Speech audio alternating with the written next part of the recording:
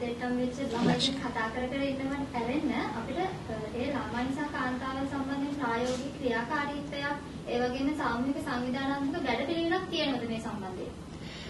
මෙහෙමයි. අපි දන්නවා ළමයි වෙනුවෙන් මම පොඩ්ඩක් උත්තර දෙන්න අනිත් අය කියයි.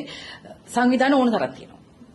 අපිත් ගත්තොත් මං හිතන්නේ සංවිධාන තියෙනවා මේ ඕන තරම්නේ කාන්තා සංවිධාන, ළමයි වෙනුවෙන් සංවිධාන, අම්මලා වෙනුවෙන් සංවිධාන ඕන තරම් තියෙනවා. හැබැයි සංවිධාන හරහා දෙයක් වෙනවද කියන ලොකු අර්බුදයක් තියෙනවනේ. එහෙම වෙනවනම් මේ දේවල් වෙන්න බෑනේ. ওই තියෙන සංවිධාන ප්‍රමාණයත් එක ගත්තොත් මෙහෙම දේවල් වෙන්න බෑ සමාජේ. සහ එහෙම ඒ දරුවෝ තනි වෙන්නත් බෑ. එහෙම සංවිධාන තිබුණාට ක්‍රියාකාරීත්වයේ ප්‍රශ්නයක් තියෙනවා. ඒ සංවිධාන වල අරමුණු මොකක්ද කියන එක. ඉතින් අර එළියට පේන අරමුණමද ඇත්ත කියලා.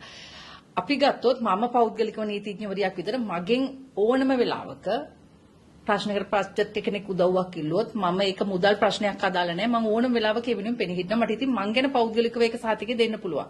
හැබැයි ඉතින් අපි සංවිධානයක් මේ වෙනකොට නැහැ. අපි මේක තුලා ඉන්නේ මේක මේ වෙලාවේ මූණ දීපු නිසා අපි මේක කතා කරනවා විතරක් නෙවෙයි අපිට පුළුවන් මට්ටමට මේක ඉස්සරහට ගෙනියන්න ඕන කියන තැන අපි ඉන්නවා. මොකද අපිට කරන්න පුළුවන් දැනුවත් කරන එක තමයි. සහ නීතිමය සහායක් අවශ්‍ය නොත් ඒක දෙන එක.